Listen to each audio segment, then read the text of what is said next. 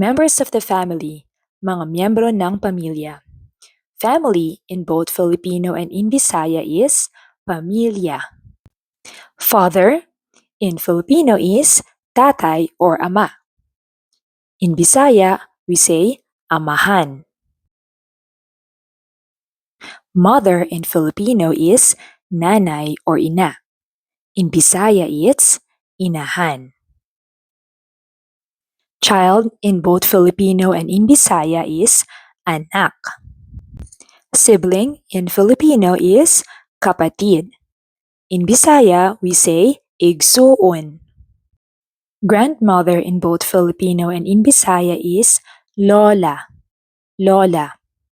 Grandfather in both Filipino and Bisaya is lolo. Aunt in Filipino is tita. In Bisaya, it's iyan or auntie. Uncle in Filipino is tito.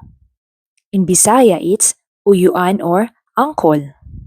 Cousin in Filipino is pinsan. In Bisaya, it's ig-agaw. If you want more Filipino and Bisaya lessons, don't forget to subscribe and like our channel.